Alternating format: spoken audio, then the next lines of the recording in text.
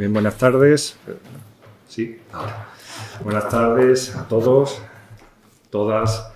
Bienvenidos a este acto concerniente a la clausura oficial del Máster en Desarrollo Social y de la Cultura Artística. Bueno, aunque es un acto también abierto al público en general. Antes de nada, agradecer, dar las gracias a la directora del museo, María Morente, como siempre, por su amabilidad, por abrirnos las puertas literalmente de nuevo del museo en esa magnífica visita guiada que hemos tenido con anterioridad. Por supuesto, también el salón de actos para este segundo acontecimiento, ¿no?, que sería la conferencia de clausura. Como siempre, como digo, agradecido desde el máster y desde la UMA en colaborar con el museo. Agradecer también la presencia a todos los alumnos y alumnas del máster, por supuesto también al público en general, que veo allí un poco al fondo, a algunos de los profesores del departamento y también del máster, Maite, que todos la conocéis, María, también del grado, y por supuesto agradecer o hacer extensiva nuestra gratitud aquí hoy al conferenciante Antonio Urquizar, pues bueno, por haber aceptado tan amablemente esta invitación a impartir la conferencia de clausura del máster. Un máster que, bueno, llega un poco al final, aunque esto sería un poco más oficial, una clausura oficial. Todavía nos queda trabajo por hacer. Bueno, nos quedan básicamente finalizar aquellos que todavía no lo hayan hecho, las prácticas externas, por supuesto el colofón con el trabajo fin de máster. Pero queremos siempre hacer, ¿no?, un acto un poco más oficial, en el que quiero excusar también la no presencia o la ausencia de la vicedecana de posgrado, la profesora también de nuestro departamento y del máster, Carmen González Román, que no ha podido estar en representación de la decana.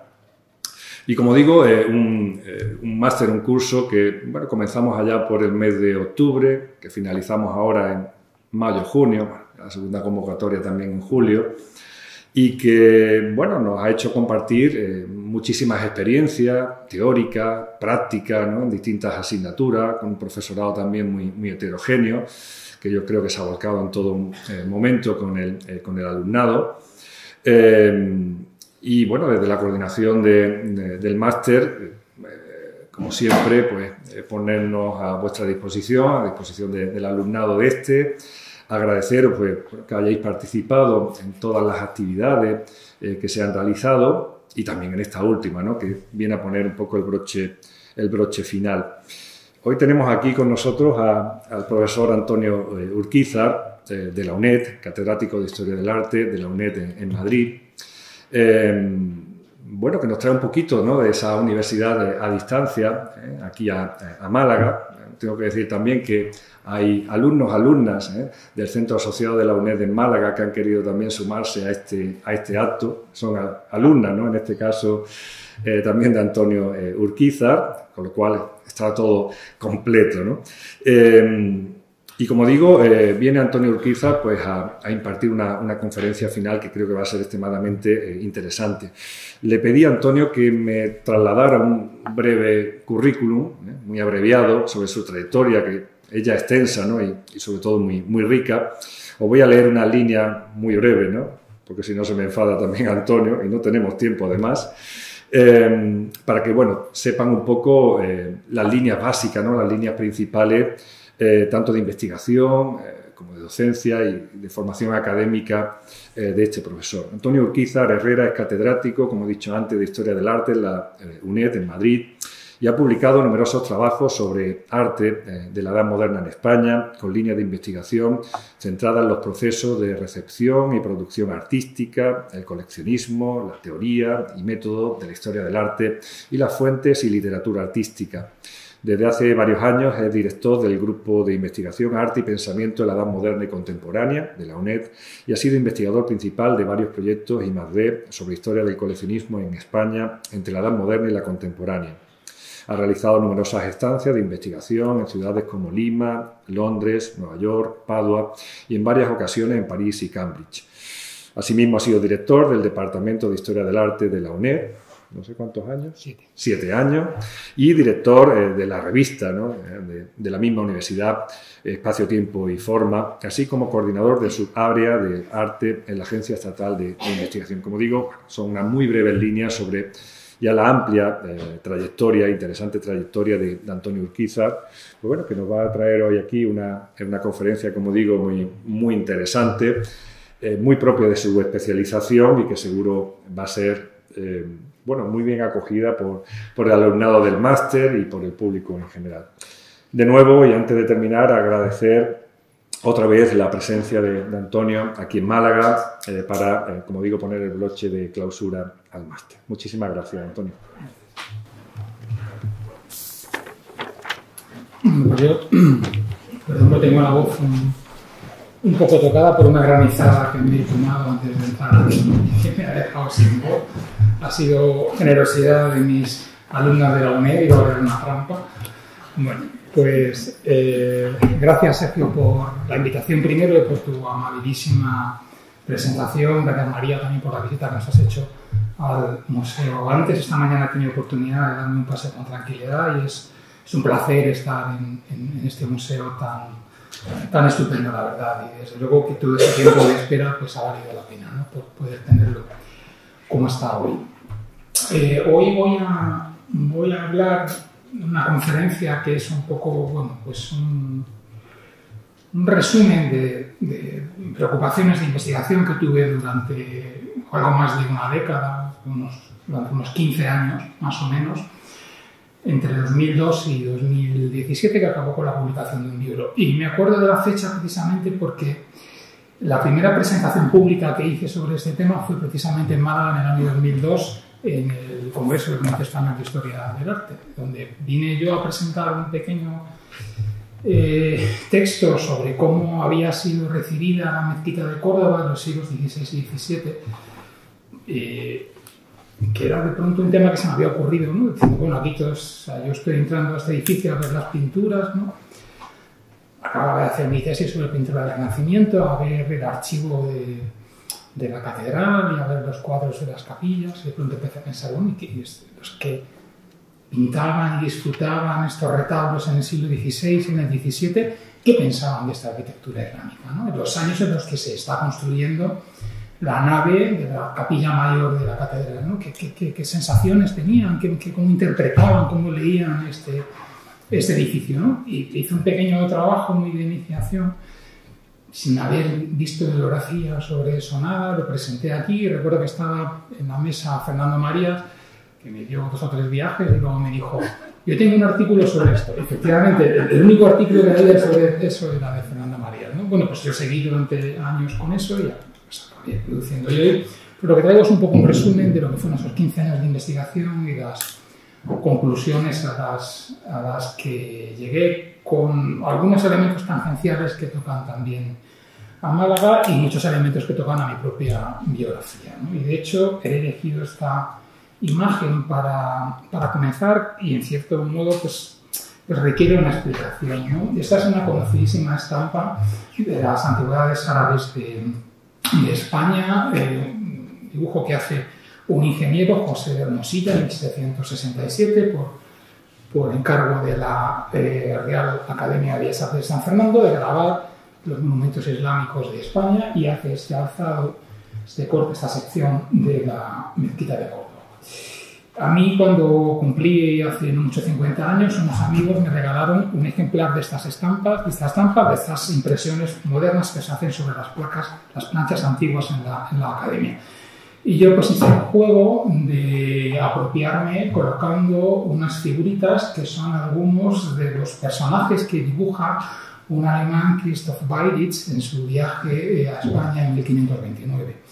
Entre ellas están las representaciones de los moriscos.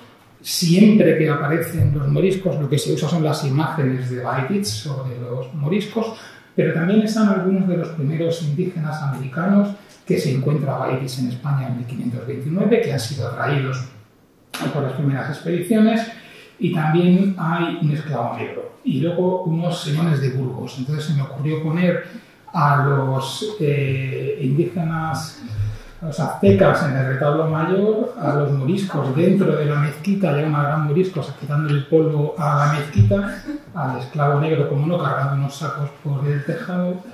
También puse a unos indígenas americanos haciendo juegos con unos palos, a los de Burgos los puse boca abajo, y a Pablo de Céspedes, que es el que se inventa todo lo que he hablado hoy, lo puse en las 4 grandes ventanas de la Capilla Mayor.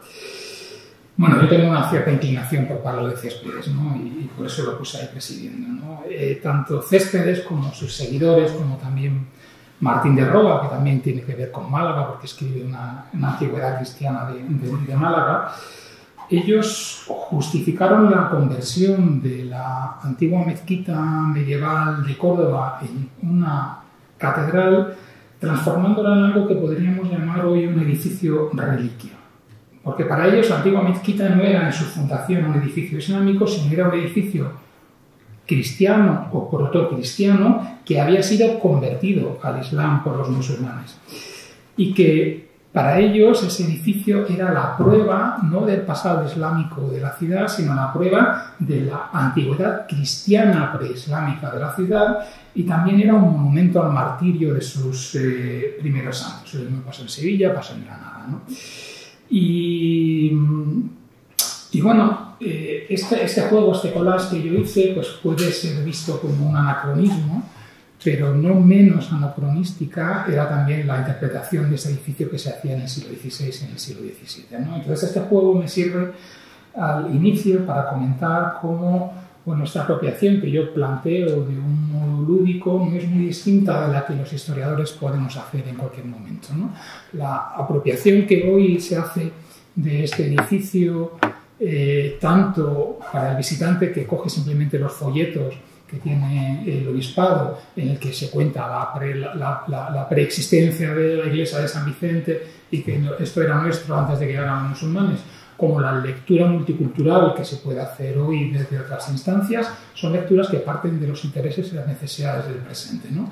Y eso, la diferencia está en que lo planteemos como un juego, como lo que yo hago en este collage, o que lo planteemos como un sesudo libro de historia, pero de una manera o de otra siempre estamos respondiendo a una agencia y estamos respondiendo a unos horizontes de expectativas en la construcción, que van ya no en que torzamos los materiales históricos o no, sino van simplemente en la disposición de las preguntas que nos hacemos. Y así nos hagamos unas preguntas o nos hagamos otras, los materiales siempre nos van a responder a las preguntas que nosotros hagamos.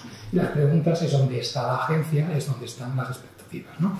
Pero como esto es un máster, pues lo cuento, ¿no?, como punto de partida, porque creo que puede ser una cosa de interés y por eso pues me desnudo con este collage, ¿no? Una cuestión interesante es que estos edificios en el siglo XVI y en el siglo XVII, en la época en la que Pablo de Céspedes monta las historias que ahora les contaré, se conocían con una palabra que era la de arquitectura morisca. Ese es el término. No se hablaba de arquitectura islámica, no se hablaba de arquitectura mudéjar, se hablaba de arquitectura morisca. Y con ello se referían sobre todo a las estructuras islámicas medievales que habían sobrevivido a la conquista, porque muchísimas fueron destruidas, y a las que habían sido reutilizadas y adaptadas por los cristianos. En el contexto de lo que vamos a ver, que sobre todo son edificios religiosos, eso implicaba también la conversión de los edificios. Y es interesante, como digo, que eso se aplicaba sobre todo a lo que llamaríamos restos prominentes de esa arquitectura islámica. La mezquita de Córdoba, la Alhambra de Granada, la Giralda de Sevilla, y con menos frecuencia se utilizaba para lo que hoy llamaríamos arte mudéjar, que es también un término, como sabemos, muy cuestionado científicamente, pero que lo que queremos, o se ha querido denominar a estructuras construidas en esa tradición constructiva islámica en territorios bajo el dominio cristiano. En alguna ocasión, pero en menos ocasiones, se utilizaba ese nombre ahí. Es además importante constatar que del gran legado patrimonial arquitectónico que se encuentran los reyes cristianos conforme van avanzando y conquistando zonas hacia el sur de la península, ha quedado muy poco. Casi todo fue destruido en los años siguientes a la conquista. El proceso habitual fue siempre los edificios más significativos, que eran las mezquitas, eran ocupados ocupadas, eran convertidas con un ceremonial muy bien establecido, se mantenían en su uso como catedrales e iglesias mayores, pero unos años después eran derruidas y sustituidas por una iglesia de nueva planta. Solamente se fueron conservando las que por alguna razón u otra se entendían que eran edificios particularmente relevantes. Por ejemplo, lo que sucede, ¿por qué se conserva la de Córdoba? Pues que se suponía, se entendía en aquel momento que era la mezquita, el monumento arquitectónico islámico religioso más relevante que existía en la península y en el occidente europeo. No había otro que pudiera competir. ¿Cuándo se derriba la mezquita de Toledo, que funciona como catedral? Se derriba justamente en el momento en el que se va a conquistar Córdoba y Sevilla, y Rodrigo Jiménez de Rada, arzobispo de Toledo, mano derecha de Fernando III, conquistador de Córdoba, de Jaén, Córdoba y Sevilla, ve que su sede primada, que es la Catedral de Toledo, antigua mezquita de Toledo, es un edificio que desmerece frente a las mezquitas que se van a conquistar en Córdoba y Sevilla.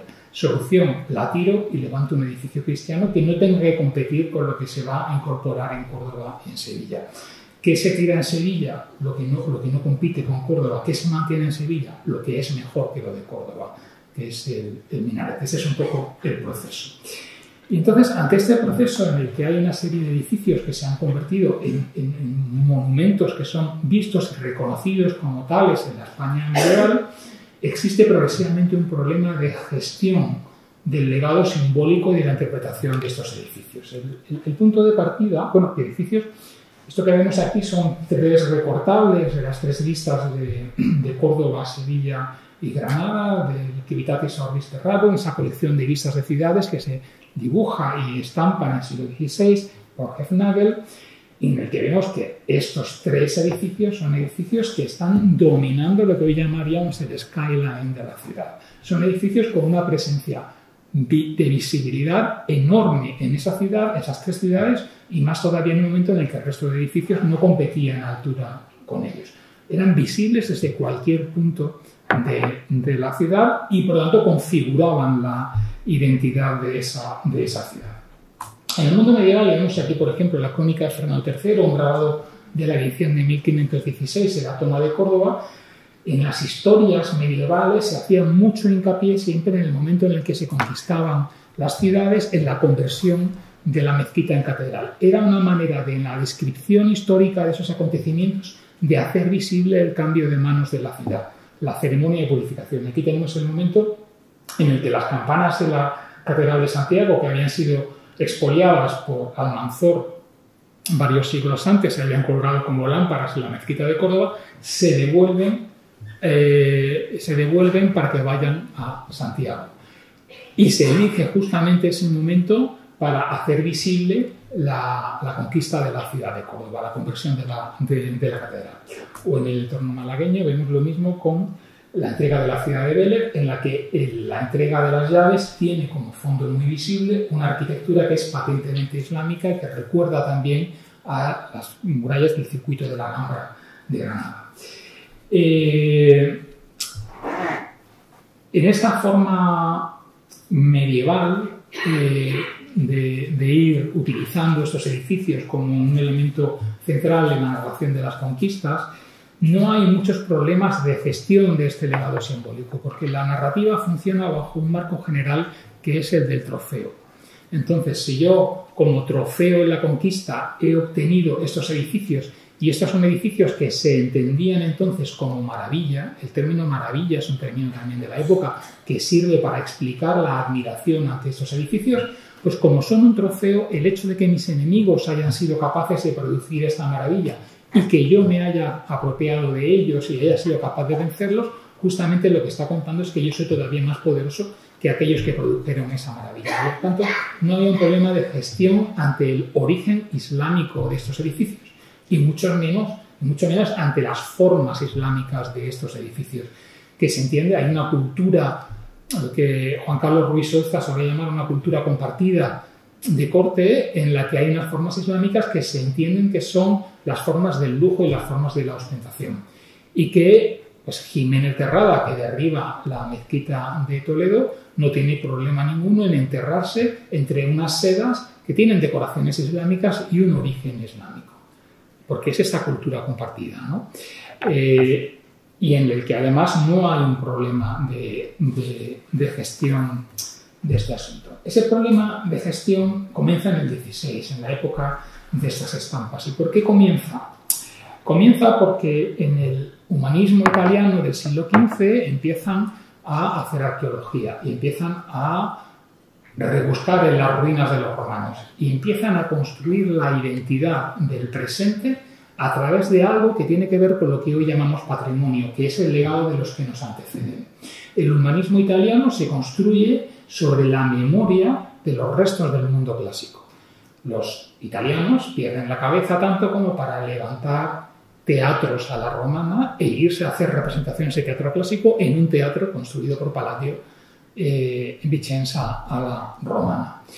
La identidad propia se construye a través del espejo de los que nos anteceden, del espejo de la identidad del pasado. Las piedras, las ruinas, están contando quiénes somos. ¿Qué ocurre? Que en esas ciudades de la península ibérica resulta que las piedras más importantes que hay están contando una historia distinta, que no es la identidad de quiénes somos, sino la identidad de quiénes eran otros y no queremos ser como ellos, ¿no? Entonces aquí hay un problema de gestión evidente, hay una patata caliente que tienen que resolver. Las primeras personas que se dedican a algo, a lo que hoy llamaríamos arqueología, entonces se les conocía con el nombre de anticuarios, los primeros historiadores que empiezan a usar las piedras, las ruinas, como una fuente y como un espejo en el que miran. Está José Morales, está Pedro Díaz de Rivas, está Alonso de Morgado, Rodrigo Caro o Gregorio López Madera. Coincide además que este proceso pasa en los mismos años en los que se produce la rebelión de los moriscos en las Alpujarras, que es un momento crucial en el siglo XVI en España, porque el experimento que se había iniciado o que había terminado con la conquista de Granada en 1492, en el que se establecen unas capitulaciones y un modelo de mantenimiento de unas costumbres culturales que tenían raíz islámica, se pone absolutamente en crisis. Poco a poco, los reyes de Castilla habían ido cambiando las reglas de lo acordado en 1492 y cerrando el círculo de las posibilidades de convivencia cultural entre unas tradiciones y otras. Y eso estalla con la rebelión de las Alpujarras, que produce una mayor polarización y que produce una crisis que no solamente es una crisis militar, sino una crisis de pensamiento sobre cuál es la solución a lo que entonces se entiende como el problema morisco. Esto hace todavía más difícil la gestión de unos edificios que son en piedra una metáfora de lo que sucede con la población, con la minoría morisca en el sur de España y en otras partes como en Valencia o también en Castilla. Esto que tenemos aquí es la Capilla del Sagrario en Córdoba. Es un edificio que en la prensa local aparece muchas veces como la Capilla Sixtina de Andalucía, ¿no? En fin, cualquier sitio en el que haya pinturas murales siempre van a decir la prensa local que es la Capilla Sixtina de tal sitio, ¿no? Tiene también su conexión con Málaga, porque aquí pinta en gran medida Cesare Arbásida, que también está pintando las bóvedas en la Catedral de Málaga, justo después de haber andado por aquí. Y a mí me encanta porque es un espacio que nos cuenta muy bien hasta qué punto la arquitectura islámica mantiene potencia más allá de las transformaciones que hay en el XVI. O sea, ese concepto de que son transformaciones epidérmicas nunca se ve mejor aquí porque esas transformaciones consisten en una fina capa de piel, de estuco y de pintura que está sobre la piedra y sobre el ladrillo de la arquitectura islámica, ¿no? Generando un espacio que es, como dirían los millennials, una fantasía, ¿no? En la que se combina arquitectura clásica, arquitectura medieval y humanismo. Y en la que además hay un programa iconográfico que es especialmente extraño para hacer un sagrario, que sería un sitio normalmente de glorificación eucarística, y en el que encontramos un programa martirial sobre sobre los santos mártires cordobeses de época romana y musulmana, en un programa en el que tuvo mucha mano, también con el pincel, pero en el programa iconográfico Pablo de Céspedes, y desde luego Ambrosio de Morales, del que luego hablaremos. Entre esos mártires se encuentra Leocricia, que es la que ven a su derecha, acompañada de San Eulogio y de San Pelayo. San Eulogio, al que vemos afanosamente escribiendo, es la cabeza pensante de un proceso que se vive en la Edad Media en Córdoba, que es el de los mártires cordobeses de época musulmana. En el momento en el que la comunidad mozárabe católica, cristiana, mejor dicho, cordobesa, bajo el dominio musulmán, empieza a ser minoritariamente, numéricamente, coincide también con el momento en el que empiezan a subir los impuestos a esa comunidad, que cada vez es menor, porque muchos estaban convirtiéndose al Islam para no pagar impuestos, y como es una vía económica importante, subimos los impuestos a los pocos que quedan, y empiezan a ser minoritarios, y empieza a extenderse entre ellos usos culturales islámicos, como escribir en árabe, por ejemplo. Se produce una catarsis y se piensan que la manera en la que pueden unir a esa población mozárabe y mantener usos culturales cristianos y la religión cristiana es mediante un proceso de martirios voluntarios. Todo eso lo narra Eulogio, que estaba detrás de ese proceso probablemente, en un libro en el que cuenta cómo son esos martirios, y vemos a esos mártires entrando en presencia de los cadíes y diciendo, pues, Alá no existe y Mahoma estaba equivocado, y le decía al cadí, pero usted está seguro de lo que está diciendo, que le va a pasar esto. Alá no existe, tal. Pues ahí tenemos un mártir degollado, ¿no? Una manera de generar una catarsis en una comunidad pequeña que se sentía amenazada. Bueno, pues uno de esos personajes que aparece es Leocricia. Leocricia, a quien vemos aquí vestida como una morisca, con el velo que tenían los moriscos en el siglo XVI, es justamente una musulmana que se había convertido al Islam, se había convertido al cristianismo y que por ello había sido martirizada. Y a mí me gusta mucho esta representación porque Leocricia aparece justo, vemos aquí que de fondo tenemos una combinación del exterior de la mezquita y del interior de la mezquita, ¿no? No sé si puedo señalar el exterior y el interior con los arcos, ¿no? Leocricia es hasta cierto punto, y yo quiero pensar que Céspedes lo veía así, es hasta cierto punto una metáfora del propio edificio. Es alguien de origen musulmán que ha sido convertido y es una mártir que es un enlace entre la continuidad del cristianismo durante la época musulmana y el tiempo posterior a la Reconquista. Aquí tenemos el giraldillo de la Catedral de Sevilla, sobre la Torre de la Giralda, con las vistas de Bixó, en la que vemos tres momentos distintos de la Alminar y de la Giralda, ¿no? Para que veamos un poco la potencia de esos edificios y las cosas curiosas que pasaron, ¿no? El minarete de la antigua mezquita de Sevilla se convierte en torre de campanas. En el siglo XVI se construye un cuerpo para esa torre de campanas por parte de Hernán Ruiz III, con un programa iconográfico en el que se habla de la torre africana convertida e invicta, se coloca a la fe, y justamente es una cuadrilla de 18 moriscos sevillanos la que sube el giraldillo hasta arriba, ¿no? No sé hasta qué punto podemos imaginar o no qué pudo pasar por la cabeza de esos 18 moriscos sevillanos que estaban subiendo a lo alto del antiguo minarete de la mezquita esta representación de la fe que corona y que termina el proceso de conversión de esta iglesia. O esta estampa en la que se nos cuenta el derribo del antiguo minarete de la mezquita Alhama de Granada, donde se construyó después la catedral, derribo en el que aparecen los plomos, y luego hablaremos un poco del proceso de falsificación de los plomos. En 1588 son también unos peones moriscos los que derriban el antiguo minarete de la mezquita de Granada, ¿no? Pues también sería interesante poder ponernos en la cabeza de qué pudieron pensar esos moriscos que estaban derribando el último elemento importante que quedaba, porque esto se hace ya una vez iniciada, aunque aquí parece que se han descampado, ya estaban las obras de la catedral en aquel momento, pues derribando el lugar desde el que se hacía la llamada religión en la mezquita Alfama de Granada, ¿no? Bueno, pues esta cosa para las que nunca tendremos fuentes y nunca sabremos qué pensaban, ¿no?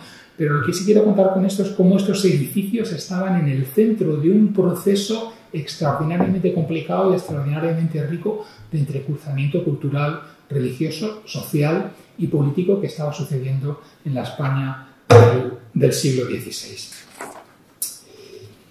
Vamos a volver ahora a José de Hermosilla, ¿no? Como les contaba antes, Hermosilla llegó a Córdoba en 1767, exactamente fue el 17 de marzo y vino de Granada con el encargo de realizar estas antigüedades árabes de España. Él tenía que hacer planos y alzados de la Alhambra de Granada y luego también se extendió esto a Córdoba, copiar las inscripciones, los motivos decorativos, pero era un trabajo y conocemos muy bien porque se conserva en el archivo de la Real Academia de Bellas Artes de San Fernando las instrucciones específicas que le dio. Él venía con un mandato con una serie de instrucciones muy detalladas y específicas, en las que había muchas cuestiones técnicas como hubo sobre cómo tenían que ser estos alzados. Pero había otros elementos. Por ejemplo, un mandato muy claro para que estando en Granada no se mezclara, no tuviera ninguna relación con las excavaciones que estaba entonces haciendo el canónigo Juan de Flores en el Albaicín, frente a la Alhambra. ¿Por qué? Porque se sabía que ahí se estaban produciendo una serie de falsificaciones y quería la Academia que esta obra no tuviera nada que ver con esas falsificaciones. Entre otras cosas porque esas falsificaciones no solamente tenían que ver con falsos o copias o piezas arqueológicas que no tenían una procedencia clara, sino tenían que ver con un debate sobre la identidad nacional y la identidad local granadina, con los orígenes del cristianismo en España, la preeminencia de Granada como primera sede episcopal de España, la estancia de Santiago en España. Los debates sobre la gestión del pasado islámico español, que ahora veremos en el XVI, son debates que incluso a finales del siglo XVIII, en el momento de la ilustración de la academia, del nacimiento de la ciencia moderna, tienen mucho que ver. Estando en Córdoba, por ejemplo, se conserva una carta que manda José de Hermosilla a su hermano, a Madrid, en la que le cuenta, bueno, pues lo que está haciendo cada día, ¿no? Entre otras cosas dice: y no tengo tiempo para dibujar porque todos los días que entro a la mezquita, a la catedral, a dibujar, o viene el obispo a invitarme a comer, o vienen los caballeros cordobeses a preguntarme qué estoy haciendo y a contar mi historia sobre el edificio y los canónigos. ¿Qué ocurría? Pues que, aparte que era una novedad, que estaba aquí un ingeniero de la academia, lo que ocurría es que se quería probablemente ejercer un control del discurso que iba a generar Hermosilla. En los mismos años en los que Hermosilla está en Córdoba, un canónigo de la Catedral de Córdoba, Tomás Fernández de Mesa, escribe una descripción de la mezquita de Córdoba en la que traza su historia desde la fundación por Noé, diciendo que tiene 2000 y pico años de antigüedad, de los que solamente lo que en tiempo, ponderando las unidades de tiempo, sería, si la historia del edificio fuera una semana, fue musulmana solamente un fin de semana, ¿no? Y Tomás Fernández de Mesa dice explícitamente que él escribe esa descripción porque aquí viene ya mucha gente de fuera y a ver qué piensan de este edificio y qué les estarán contando. O sea, quería hacer una historia oficial del Cabildo, que es la historia más o menos que hoy se sigue contando, sobre la preeminencia cristiana del edificio, aunque hoy ya no nos digan que viene de Noé. Pero entonces sí, ¿no? Y esto tiene su eco en Hermosilla. Hermosilla, además de estas plantas y estos alzados también delineados, hace una descripción, ¿no? Y dice Hermosilla: este templo es un edificio compuesto de varios fragmentos y ruinas romanas que existían al tiempo de la irrupción de los árabes. Como la construcción que practicó esta nación es diversa en el modo y sustancia de los griegos, romanos y godos, ha resultado una especie confusa de los últimos, que ni bien es árabe ni bien es gótica, ¿no? Esto pues, puede responder a los prejuicios de un ilustrado, pero probablemente también responde al oído que tuvo que escuchar lo que el obispo y los canónigos le contaban. Bueno, pues ¿de dónde vienen estas ideas, ¿no? Y como decía antes, ¿de dónde vienen estas ideas que le llegan a Fernández de Mesa, a José de Mosilla en 1767? ¿Y de dónde vienen estas ideas que siguen funcionando hoy día, ¿no? Porque siguen estando vivas? Bueno, esto que vemos aquí es un manuscrito, es la página folio 168 recto, perdón, de un libro titulado Las antigüedades de las ciudades de España. Es uno de los libros fundacionales de la arqueología en España. Lo escribe Ambrosio de Morales, que es profesor en la Universidad de Alcalá de Henares, que es cronista de Felipe II, que es uno de los padres de la arqueología en España, de la arqueología clásica y de la arqueología religiosa, porque también escribe sobre los mártires y la arqueología de los mártires, uno de los grandes historiadores europeos del siglo XVI, pero también es natural de Córdoba. Lo que intenta hacer Morales en este libro que se publica en 1575 es una historia en la que él relacione las ciudades y los pueblos de su momento del siglo XVI de la península ibérica con aquellas localidades que aparecían citadas en los libros romanos de historia, en los que se cuentan la guerra civil o las guerras cántabras. Entonces, él usa los restos arqueológicos que han aparecido en Córdoba, en Sevilla o en Zaragoza para identificar esas ciudades con las que aparecían en la antigüedad en España. Es una especie como de adenda a sus libros de historia de España. Bueno, como él es de Córdoba, en las antigüedades de las ciudades de España, aproximadamente un tercio es Córdoba, y de ese tercio, la gran mayor parte del texto es una descripción de la mezquita de Córdoba. Es la primera gran descripción sistemática de la mezquita de Córdoba, en la que él expresa una gran admiración por el edificio, pero también expresa muchísimos problemas, porque para él se encuentra con que es un edificio monumental, sobre el que él expresa admiración, pero es un edificio que no encaja en el modelo vitruviano en el que él está formado, no tiene que ver con la arquitectura clásica. Es un edificio además que han construido los musulmanes, que son los malos, y es un edificio que es lo más importante que hay en su ciudad y él quiere que sea lo más importante que hay en España. Pues eso le genera unos problemas terribles. Tan terribles que lo que vemos aquí es el manuscrito que se conserva en la Real Academia de la Historia justo antes de que él lo enviara a imprenta. Tan justo antes que vemos las tachaduras y enmiendas que hay en este texto.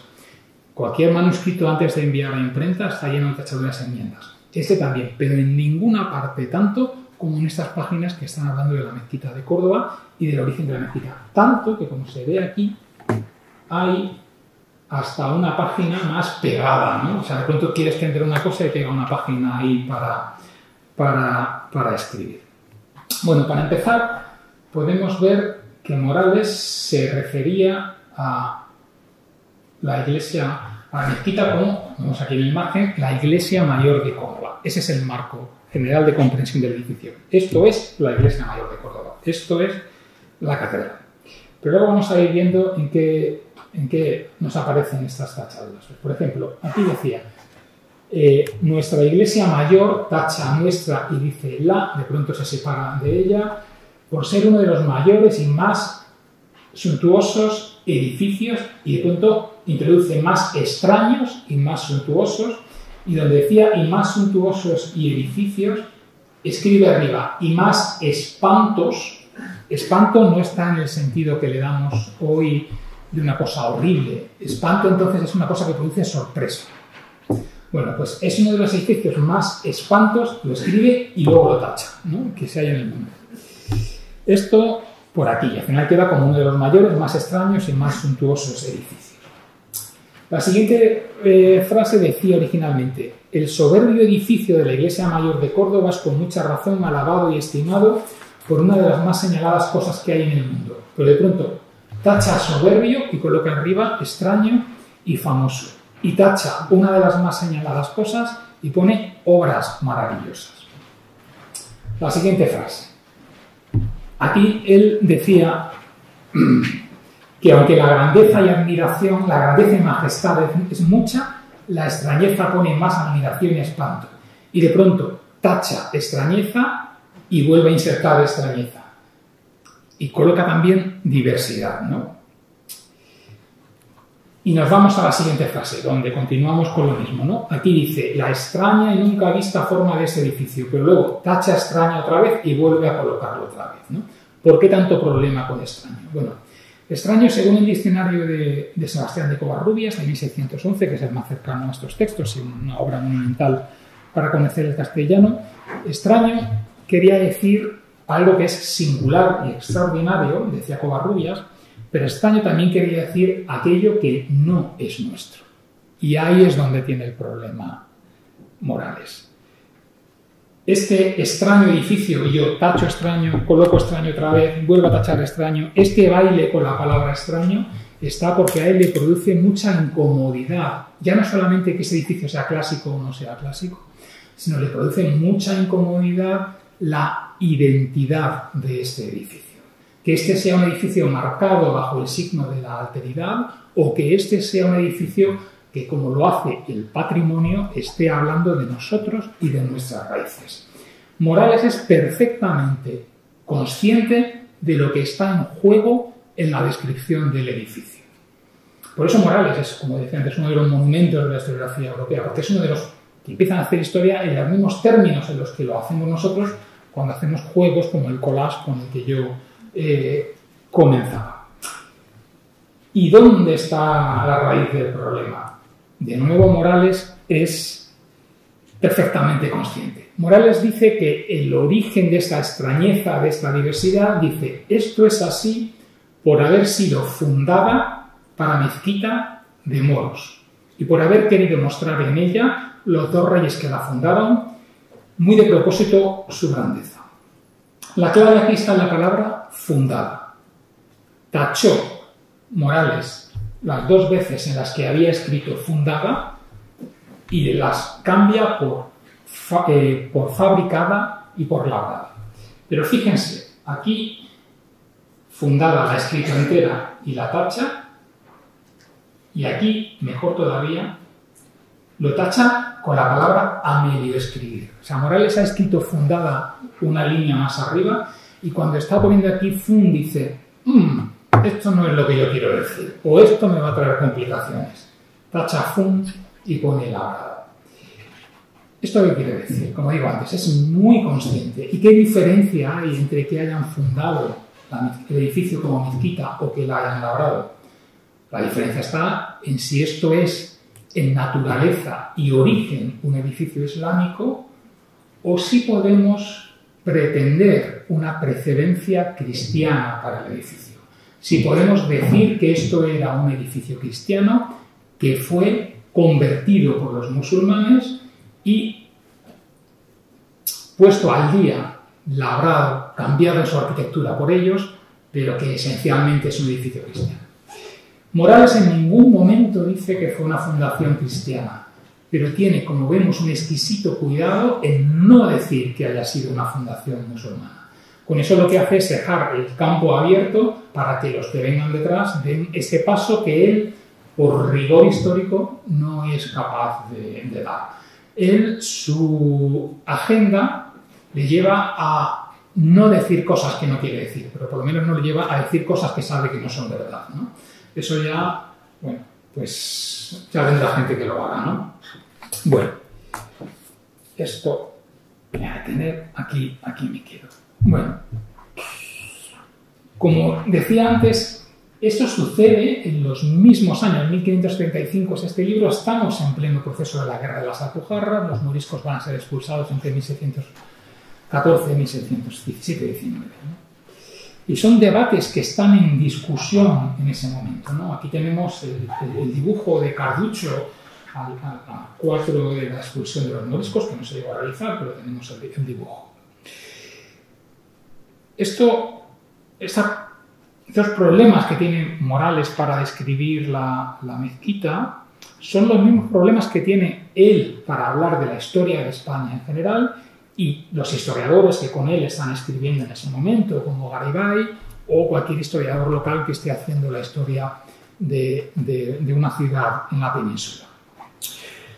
Los mismos moriscos eran vistos de una manera contradictoria. Había quien decía que eran españoles y había quien decía que no eran españoles. Había quien decía que la religión marcaba la pertenencia a la nación, y había quien decía que llevaban tanto tiempo viviendo en la península ibérica que cómo no iban a ser españoles. Había quien dudaba de su conversión. Como saben, los moriscos se llaman así a partir de la conversión forzosa en 1502, ¿no? O sea, no hay oficialmente musulmanes en España a partir de 1502. Todos son cristianos. Otra cosa es que subterráneamente algunos hayan mantenido el culto, y de hecho sabemos que muchos mantuvieron el culto musulmán. Otros simplemente mantuvieron hábitos culturales musulmanes, ¿no? Pero hay un debate sobre si la conversión era sincera. O sea, el mundo morisco es un mundo complejísimo, porque no es lo mismo un morisco granadino que un morisco granadino reinsertado en Ciudad Real, que un morisco valenciano o un morisco aragonés, que llevan mucho más tiempo convertidos, en los que ya se ha ido por completo cualquier recuerdo de lo que pudo ser la práctica del Islam.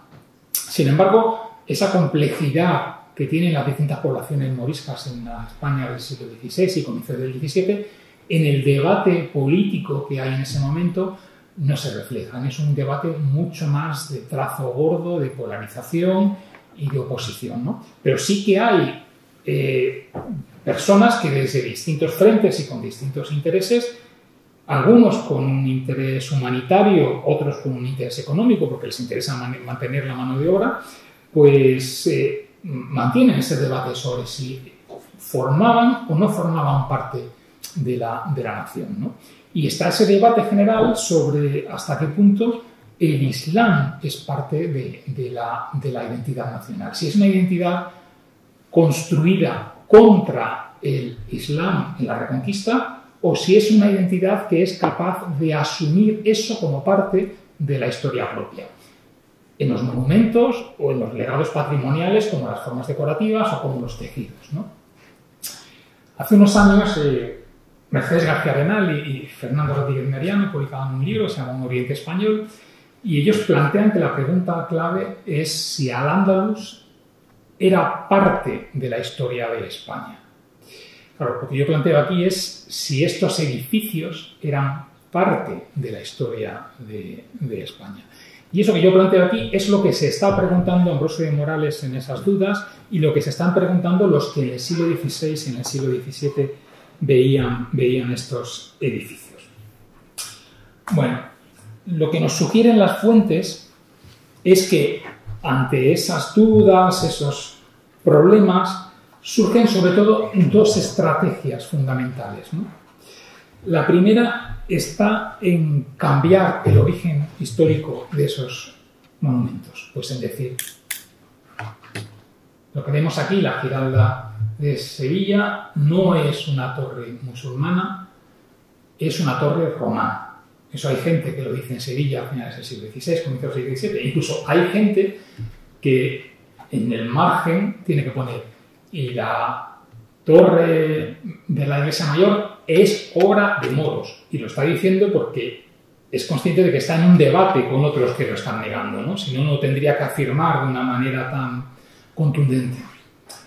Y luego está la otra estrategia, es como es imposible que la gente se crea que esto no es una obra islámica, vamos a apropiarnos de ella con una narrativa que la haga propia. Y ahí es donde entran de manera principal las falsificaciones de imágenes, las invenciones de imágenes. ¡Ay, esto era una mezquita! Pero ¡uy! Me acabo de encontrar una imagen de la Virgen que estaba aquí escondida y estuvo todo el tiempo aquí, ¿no? Y esa imagen es una muestra de la continuidad del cristianismo en ese espacio. O, ¡ay! Esto es una arquitectura musulmana, pero los mártires que han muerto aquí con su sangre han lavado ese pecado y la han hecho nuestra, ¿no? Bueno, esas son las dos estrategias fundamentales que coinciden con un giro en el que hay una historiografía, podríamos decir, generalizando mucho, más laica, que procede del mundo humanista italiano, que en un momento determinado también, cuando en Italia empiezan a encontrarse los grandes mártires de época romana, ese modelo historiográfico se traslada también a la península ibérica y toda Europa, y hay una historiografía que es más religiosa. Es cuando aparece también ese otro modelo de apropiación. Una cosa muy importante aquí es que todas estas lecturas normalmente se solapan entre sí. Y hay veces que en un mismo párrafo podemos encontrarnos lecturas no solamente diferentes, sino contradictorias, porque es muy difícil de gestionar esto que evidentemente es una cosa, que yo quiero decir que es otra, pero que además es una cosa muy importante y yo quiero que se sepa, ¿no? Entonces, la narrativa de Trofeo nunca desaparece, pero a veces se solapa con la de los mártires. Y hay veces en las que se dice esto es muy extraño, pero esto es maravilloso, pero no es vitruviano, y todo eso está muy mezclado, y eso también es una cosa bastante maravillosa e interesante. Vamos a ver un poco cómo pasa esto con los edificios. Este es Pablo de Céspedes, al que yo he bajado de la ventana para colocarlo en este retrato que hace del Francisco Pacheco, el suegro de Velázquez. Es canónigo, es racionero de la catedral, es uno de los pintores más relevantes de España a finales del XVI, es un humanista, es alguien que ha estado en Italia y que para los que están en España es la voz de Miguel Ángel y la voz de Italia, por eso le hacen tanto caso. Es un tipo bastante interesante, por otro lado. Entre otros de sus textos tenía un ensayo titulado, y el título ya lo dice todo, Discurso sobre la antigüedad de la Catedral de Córdoba y cómo antes era templo del dios Jano. Ya está todo dicho ahí. El resto es cómo lo explico y cómo lo justifico. Es muy relevante que esto lo escribe Céspedes justo cuando está terminándose la fase final de la catedral, de la nave de la catedral, cuando están con los remates de las naves y de la cúpula, en el momento de mayor italianización del edificio a la manera clásica y también de mayor presencia de la narrativa cristiana en el seno de ese edificio, con un debate muy fuerte en la ciudad y una cuestión interesante. Bueno, el punto de partida lo encuentra en unos miliarios que aparecen por otro lado, pero se los llevan allí y los colocan en la puerta ya durante la construcción, toda una declaración de intenciones, en los que se habla del templo del dios Jano. Pues esto era un templo del dios Jano y ya no hay ninguna duda de ello. Este es el punto de partida y luego va sumando argumentos. Por ejemplo, un estudio de cómo es la fábrica, cómo es la construcción de la cantería en distintas zonas del edificio. Y llega a Céspedes a la conclusión de que la maxura de la mezquita, es decir, el edificio más pura, la parte más puramente islámica, una tradición oriental de la mezquita, la que tiene menos que ver con la arquitectura romana, pero la más rica, pues dice Céspedes que eso había sido levantado en los tiempos más floridos que tuvo la cantería y la arquitectura, y con eso se refería a los tiempos de Roma y de Cartago. Es decir, para Céspedes no se trata solamente de que los musulmanes hayan reutilizado un edificio cristiano y sobre él hayan construido una mezquita. Para Céspedes, la parte más rica del edificio es una parte que identifica con Cartago o con Roma y que coloca no en el cristianismo, sino en un protocristianismo. Para Céspedes, el edificio él da otro salto mortal, identifica a Jano con Noé, y él dice que la mezquita de Córdoba la fundan los nietos de Noé, que llegan en el barco, suben por el Guadalquivir y viniendo desde donde venían deciden que el mejor sitio para pararse es Córdoba, y ahí, con el calor que hace, y ahí levantan con esa cantería el edificio.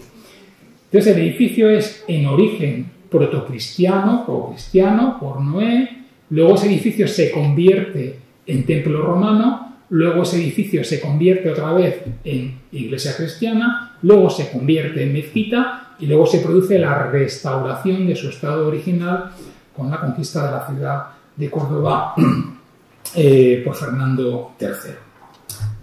Esta es más o menos, en términos generales, la historia de cómo se nos cuenta esto. Sevilla, en fin, estos modelos pasan en todos sitios a la vez, pero voy a contar como una pequeña historia de cada uno. Sevilla, la Virgen de la Antigua, que es también particularmente relevante. Un problema que tienen en Sevilla es que apenas hay restos de la Sevilla visigótica. Cuando está San Isidoro, cuando es un momento culmen de la historia del cristianismo en la ciudad, cuando funciona como cabeza de España, y no tienen piedras a las que sujetarse, ni siquiera saben dónde estaba la catedral en época, con seguridad, la catedral en época visigótica.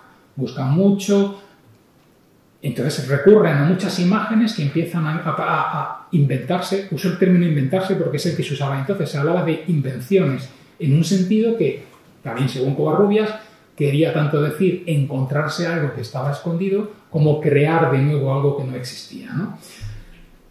No sé hasta qué punto ellos eran conscientes de la ambigüedad de la palabra, pero esa ambigüedad ya estaba en el lenguaje corriente de la época. Pues empiezan a inventarse imágenes que algunas las colocan incluso en época visigoda. Normalmente esta no la suelen colocar en época visigoda, pero la historia de la misma es en sí misma maravillosa. Esta es una imagen posterior a la conquista de la ciudad musulmana de Sevilla, a la conversión de la mezquita almohade en catedral. Una generación después, alguien pinta en uno de los pilares de esta antigua mezquita, ya entonces catedral, pinta una imagen de la Virgen con el niño.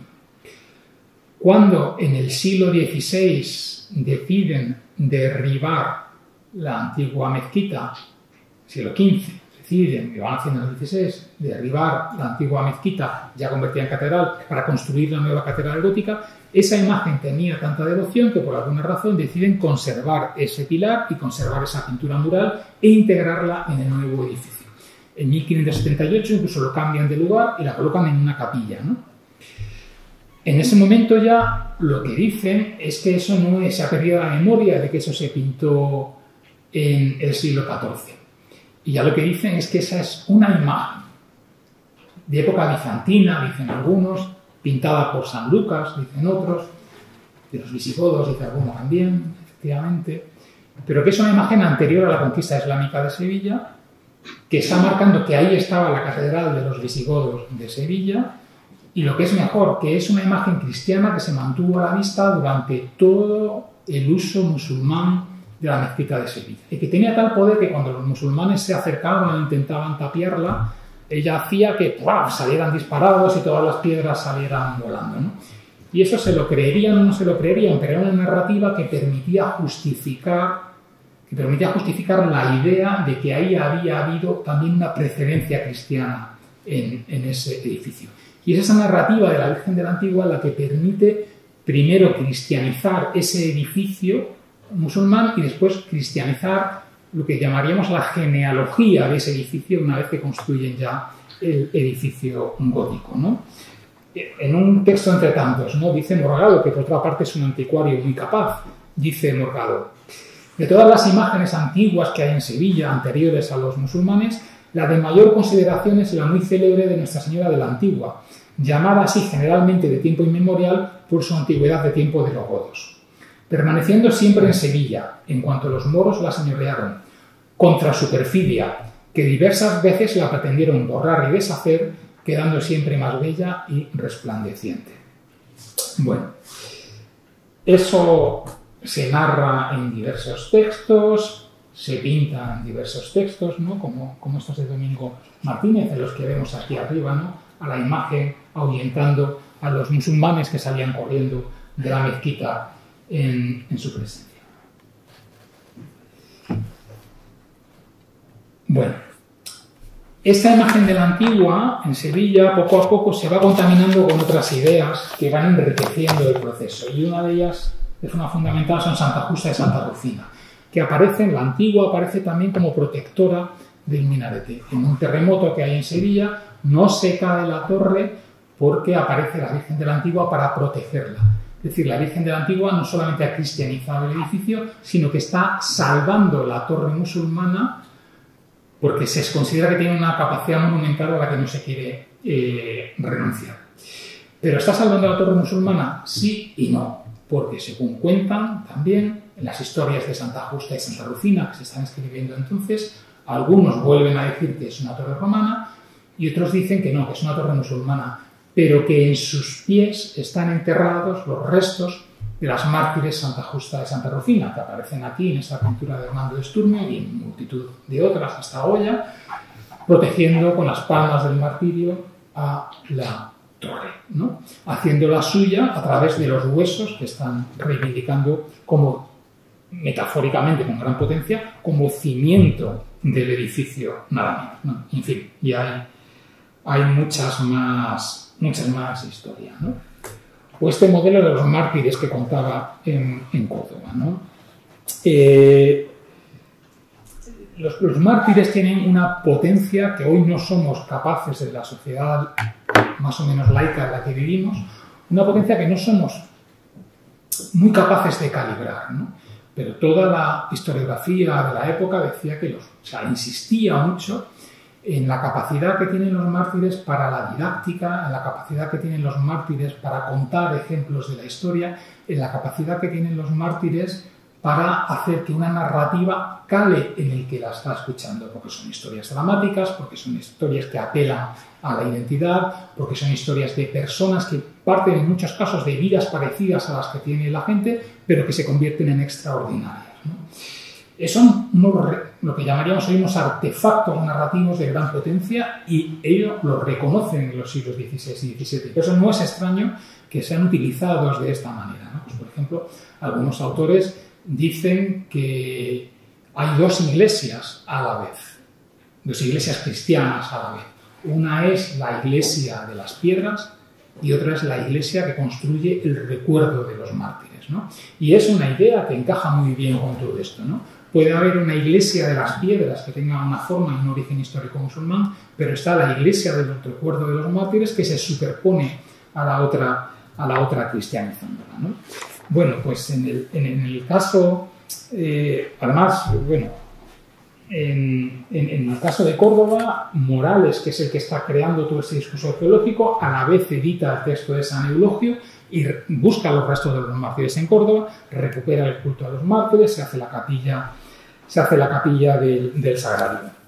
Bueno, uno de los textos más interesantes en este sentido es el Flors Sanctorum, el libro La historia de los mártires de Córdoba, que escribe Martín de Roa, que, como os decía, también escribe otro sobre Málaga.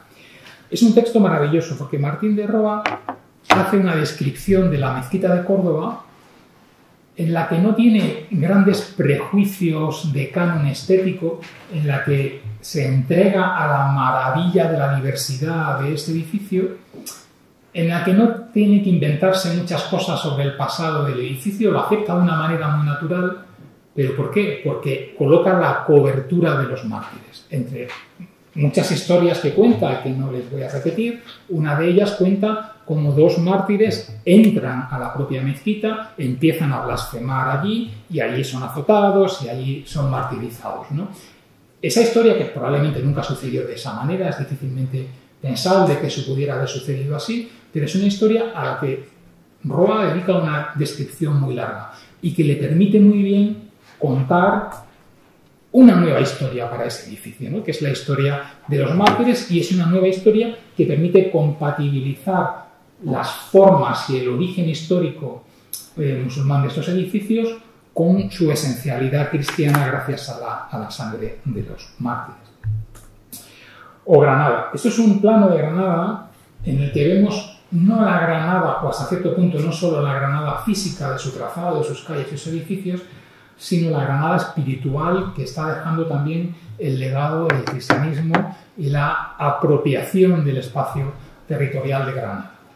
En Granada, el elemento fundamental de esta apropiación, que tiene que ver con la antigua mezquita, pero también con la Alhambra, y tiene que ver también con los moriscos, es lo que se conoce, el proceso que se conoce como los libros plumbeos de Granada. Es un proceso de falsificaciones históricas que comienzan en 1588 con el derribo de la torre, cuando justamente lo que vemos, porque esta estampa es parte de ese proceso de falsificación, al derribarla se supone que aparece una caja de plomo en la que hay unos textos y hay unas reliquias de San Cecilio, que se supone que es el primer patrón de Granada y un mártir de época romana.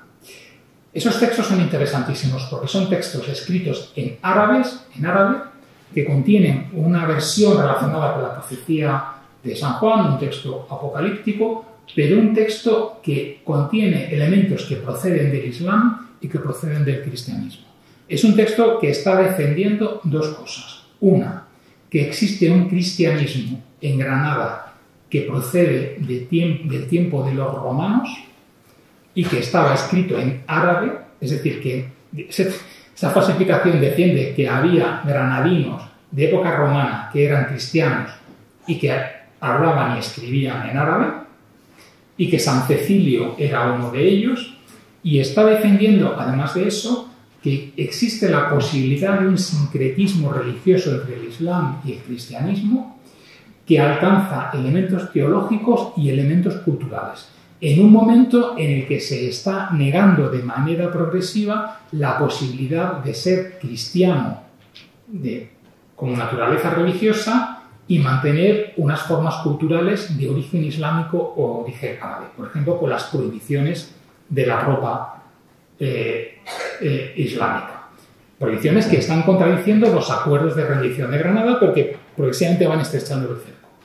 Se piensa hoy que este proceso de falsificación estaba liderado, promovido por las élites moriscas de Granada, por los Granada Venegas, después marqueses de Campotejar, que es una historia de una familia también fascinante, son parte de la familia real nazarí, tienen a su cargo una de las fortalezas que defienden Granada. Cuando llegan los reyes católicos se dan cuenta cómo va a acabar la cosa y deciden cambiarse de bando y entran en Granada con los reyes católicos. Y como se convierten al cristianismo antes de 1502, se entiende que su conversión es sincera y no forzosa, y entonces pueden ser títulos marqueses de España, porque no hay con ellos un problema de limpieza de sangre, porque los sospechosos son aquellos obligados a convertirse. Y como ellos se han convertido de manera sincera, pues, y de hecho aparecen en los tratados de historia de la nobleza escritos en aquel momento como ejemplo de que la limpieza de sangre no tiene que ver con tu origen, sino con actitud. Bueno, pues probablemente ellos, como cabeza de la comunidad morisca de Granada, promueven esto como una vía un poco desesperada de intentar mantener esas costumbres culturales en Granada y de promover una integración de los moriscos con una religión un poco más sincrética y con, sobre todo, el árabe como un vehículo que pudiera tener vigencia como medio de comunicación social y cultural y religioso en Granada en ese momento. Bueno, el lío que se forma es extraordinario. Pasan un montón de cosas y a partir de los años 1590 empiezan a aparecer otros restos, otros plomos grabados en una colina de la ciudad, en el Sacromonte, de ahí viene el colegio del Sacromonte.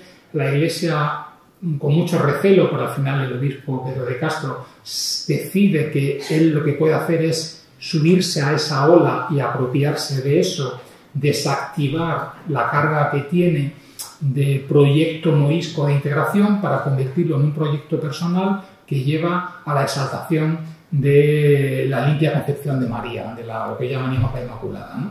Y realmente hace un proceso de apropiación de todas las invenciones. Entre las cosas interesantes que hay ahí es que en el debate científico que se produce en España en ese momento y también en el Vaticano, porque esto va al Vaticano, hay muchas discusiones sobre si esa lengua árabe era posible que existiera antes de la llegada de los romanos o no. Los filólogos se ponen a ello, pero también hay quien dice, bueno, si esto ha aparecido en esta torre que estamos derribando, tendremos que ver si esta torre es de época de los árabes o es de época de estos cartagineses o romanos de San Cecilio. Y empiezan a hacer un estudio arqueológico sobre si las piedras y la manera en la que estaban estas piedras eran musulmanas o eran romanas o cartaginesas judías, porque también hay versiones, ¿no? Fulanito que fue a Túnez en 1535 y vio Cartago, que nos diga si esto se parece o no se parece a lo que hay en Cartago. Lo mejor es que lo hacen cuando ya todo ha sido derribado y todos inventan un poco lo que había. Pero llegan a la conclusión de que sí, de que eso es cartaginés. Y no solamente la torre turpiana, sino distintos monumentos islámicos de Granada, que sin ninguna duda otros minaretes, el puente del Genil, que todo eso era cartaginés, que todo eso era la precedencia. Y ahí llegan, como no, a decir que la Alhambra era el lugar en el que estaba el antiguo templo de la diosa Nata, que era la diosa del templo que presidía la ciudad cartaginesa de Granada. ¿Por qué tanto énfasis en Cartago y en los fenicios? Porque les permite encontrar un origen en la antigüedad que es clásico, pero que es distinto del romano, en el que no podemos competir con los italianos, y que como tiene una raíz semítica podemos enlazar también con el protocristianismo, ¿no? Y le resulta especialmente útil. Y hay un tercer elemento también que le resulta útil.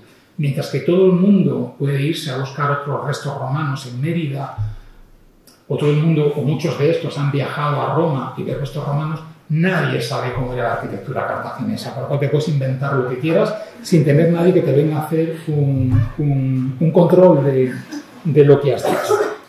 Bueno, esto es así, y ya para ir terminando voy a dar unas brevísimas pinceladas sobre otras cosas que pasan. Primero, esta gente está ahí dándole a la cabeza para ver cómo genero un discurso que me permita interpretar esto y cristianizarlo, y unas discusiones absolutamente eruditas sobre cómo era la mampostería y tal. Pero al mismo tiempo hay muchísimas otras interpretaciones que están corriendo a la vez. Por ejemplo, hay un texto maravilloso de finales del 16, texto de literatura, en el que, en forma de estos diálogos tan habituales en la literatura del momento, se sienta a dos soldados ya retirados que habían luchado en las campañas africanas de 1530, ya retirados de tanta guerra, retirados de hacer la guerra a los infieles en África, y que están sentados en el patio de la mezquita de Córdoba hablando entre ellos. Y cuentan cómo para ellos les gustaba ir a ese edificio porque pasaban muchas mujeres guapas por el camino. Es decir, había muchas lecturas en las que esos edificios formaban parte de lo cotidiano sin que tuvieran que hacerse grandes interrogantes sobre si esto era fenicio, era cartaginés o lo era. O también en estas discusiones había quien defendía que estos edificios no eran ni romanos, ni musulmanos, ni cartagineses, eran judíos. ¿Por qué? Porque había unas élites ilustradas en la España del siglo XVI y XVII que eran de origen converso judíos, que eran conscientes de ello y que intentaban introducirse en las grietas del sistema para, de una manera a la vez atrevida y a la vez ingenua, intentar promover unas narrativas de integración sobre el hebreo, ¿no? Este es un dibujo de Céspedes en el que el templo de Salomón, cuando Céspedes quiere reconstruir cómo era el templo de Salomón, coloca unos arcos de la mezquita. Y hay un clérigo de origen toledano y de origen converso, Juan de Mora, que vive en Córdoba y que escribe un discurso sobre cómo la mezquita de Córdoba era un edificio fundado por los judíos y el que más se parecía de todos al templo de Salomón. Pero es que en el siglo XVIII está el conde de Mora en Toledo, que tiene origen converso y que lo sabe, y que coge un sarcófago romano, paleocristiano, y dice que es un sarcófago judío y lo coloca en su palacio, porque está también buscando ese discurso de integración de la minoría a la que él pertenece en una fecha tan tardía como el siglo XVIII.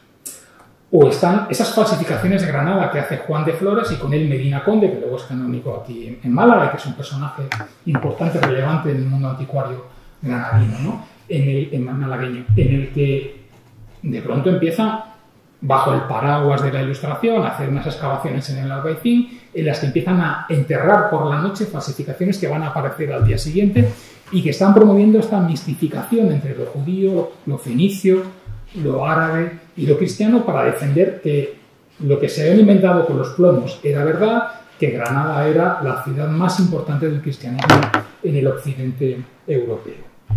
O por otro lado está Pedro Díaz de Rivas, que es otro anticuario de origen cordobés, discípulo de Ambrosio de Morales, que estudiando los restos de Medina Zahara, que Ambrosio de Morales había identificado con la primera fundación romana de Córdoba, él encuentra que no, que esos son restos musulmanes y que Medina Zahara es una fundación islámica y reproduce unos atauriques, unas placas de ataurique, y tiene que dar unas vueltas tremendas para contradecir a Ambrosio de Morales sin decirlo directamente, ¿no? Porque hay una autoridad que es complicada también de gestionar para él, pero él está allí y lo dice como otros, como Pedro de Valencia. Es decir, que no pensemos que estaban todos locos, que había muchos discursos jugando al mismo tiempo en los siglos XVI y XVII. Pero lo mismo lo vamos al siglo XVIII. Y esto es un plano de la casa de Pedro Leonardo de Villaceballos, en Córdoba, un coleccionista de antigüedades, origen de gran parte de la colección de los marqueses de Casaloren, y de hecho voy a aprovechar para hacer una foto de algunas de las estelas islámicas que ha tenido Villaceballos en su casa y que llegan aquí. Eso es muy interesante porque Villaceballos, su colección es una colección en parte heredada de una cadena de anticuarios cordobeses que va. O sea, hay cosas que venían de Ambrosio de Morales, cosas que venían de Pablo de Céspedes, cosas que venían de Bernardo de Aldrete, cosas que venían de Agustín de Oliva. Y se iban entre ellos pasando las piezas, heredándolas y llegan a Ceballos. Y Ceballos se siente heredero de todos esos. Y cuando él entra en la Real Academia de la Historia, como correspondiente. En su discurso lo dice: yo soy heredero, porque además que lo era en sentido literal por las piezas que tenía en su casa. Pero lo interesante aquí es que en ese mundo, de pronto Villaceballos se encuentra que en la Real Academia de la Historia, a mediados del siglo XVIII, empieza a haber un interés por la arqueología islámica.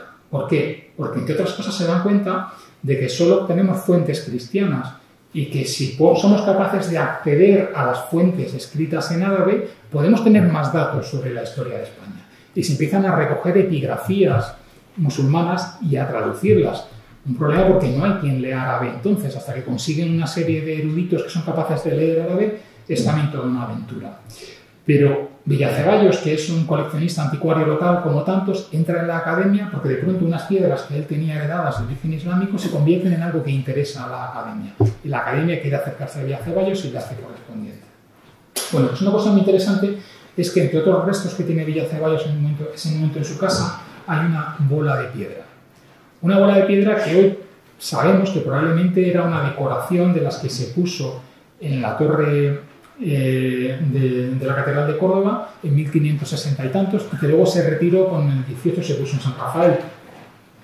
Pero a Villaceballos le llega que esa es una bola que estaba en esa torre y que se había retirado. Y él piensa que es el Jammu, una de esas 3 grandes manzanas que están sobre la torre.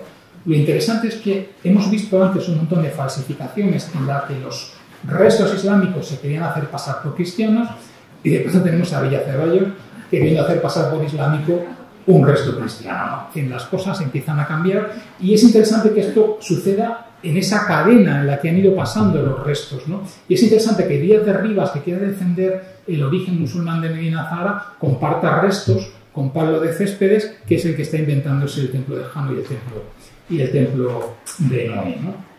Bueno, y termino con esta imagen. Esto es un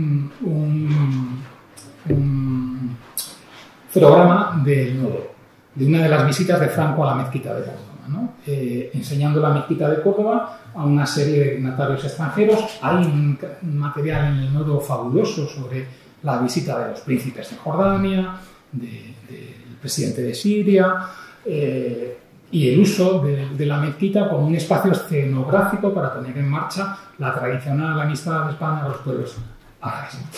Bueno, Franco iba con la Guardia Mora también, ¿no? Era parte del legado colonial del orientalismo español.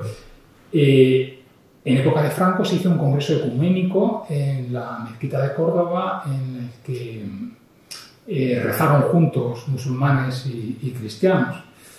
Cuando Franco llega en uno de los nodos, aparece cruzando el río en el Rolls Royce y luego llega a la catedral y le recibe un grupo de gitanas con el brazo en alto. En fin, hay una serie de escenas incomparables en eso, ¿no?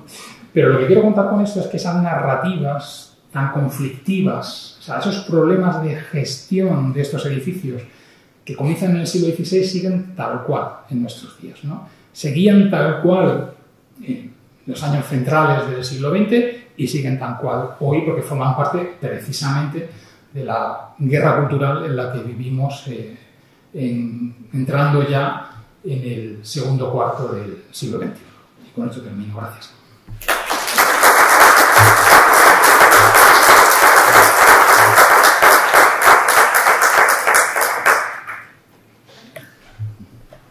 Si alguien quiere hacer una pregunta.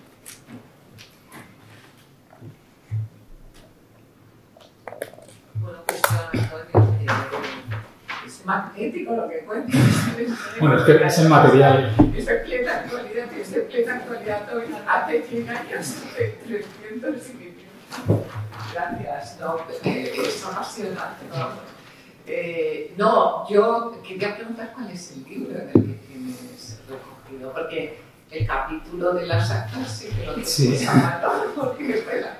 Pero el libro, ¿cuál es? Es un libro que está publicado en Reino Unido y se llama Admiration and Awe, admiración y espanto, que son las palabras que decían José Morales precisamente. ¿Cómo? Admiration and Awe. Vale, no, para saber. Es un libro que tengo pendiente de traducir a castellano y siempre... ¿No lo has traducido? No, mi padre me dice siempre, a ver si lo traduces que lo lea, pero... Bueno, no sé Exacto. Siempre digo, en el momento en el que tenga un mes, ya. pero ese mes no llega. Por otro lado, el hecho de que esté inglés y nos haya leído mucho aquí me permite contarlo muchas veces. Igual es malo traducirlo, va contra mis intereses. O sea que cuando los reports dicen que no, lo de que esta gente no era española, están siguiendo una tradición. Sí. Están repitiendo una narrativa. Bueno, y en el caso particular de la mezquita de Córdoba es evidente que es una tradición propia, ¿no? Que ellos son muy conscientes de que eso sigue así, pero vamos, no es una cosa solo. O sea, los Sacromonte en Granada es un elemento central en la identidad religiosa granadina hoy todavía, ¿no? Y es una falsificación de la que no hay ninguna duda, ¿no? Pero la iglesia local salta por encima de eso, ¿no? O incluso la vida cultural local, ¿no? Y Sevilla la Giraldana Oleno, ¿no?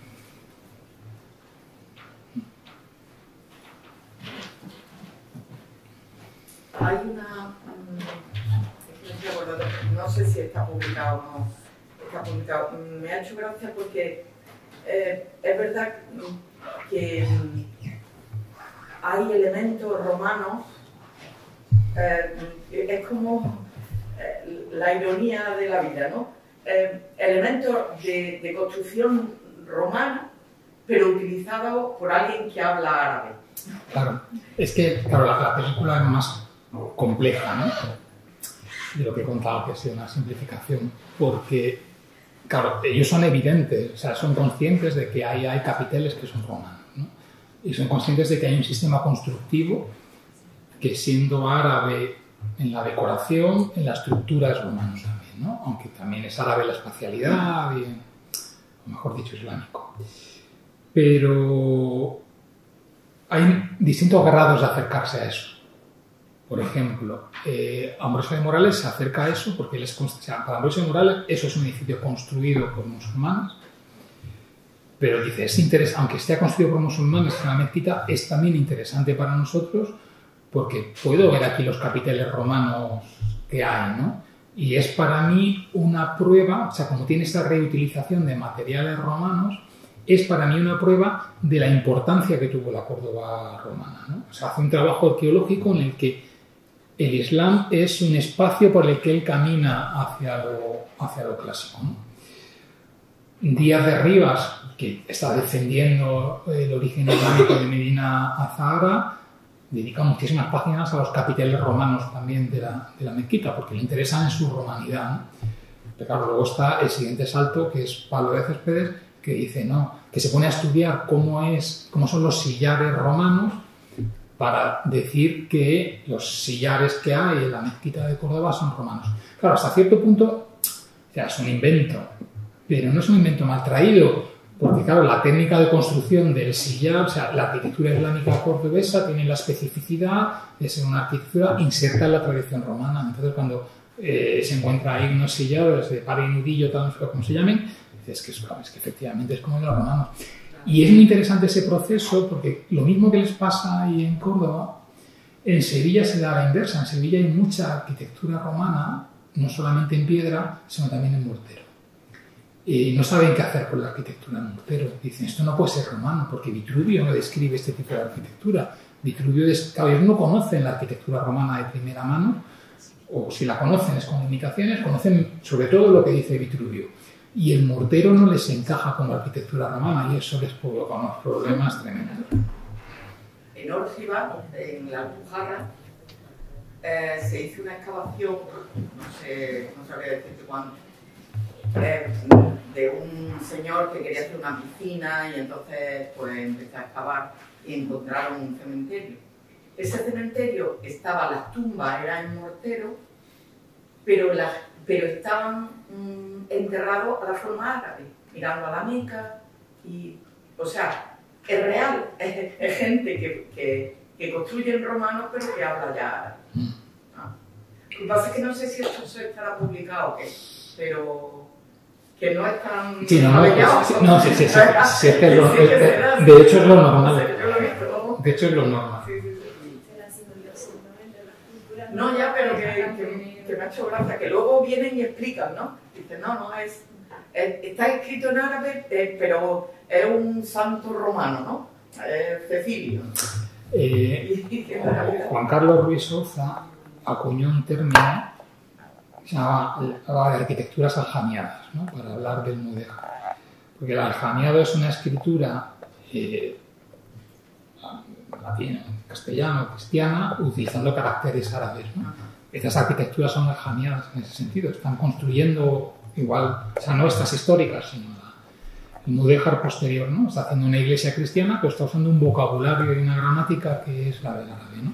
Pues lo mismo pasa. De todas maneras, esa idea también que tenemos sobre cómo los musulmanes reutilizaban, en el caso cordobés y en otros, elementos romanos porque es lo que había, hoy ya tenemos claro que no es solo porque es lo que había, sino que también había una idea, esto Susana Ocapilla lo estudia muy bien, una idea de reutilización intencional, también de apropiación, de expolia, de triunfo, de utilizar un lenguaje que es un lenguaje potente, porque es el lenguaje del Gran Imperio Romano, y unos detalles ornamentales como capiteles que son potentes en sí mismos, ¿no? Un interés por enlazar con esa tradición.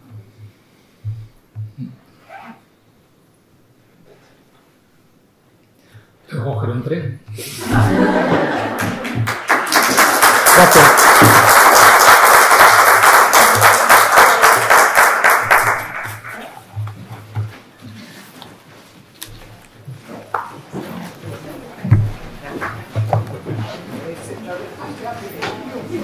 Es una historia que te deja atrapado. Es que sale. Yo disfruté con... Ya lo imagino.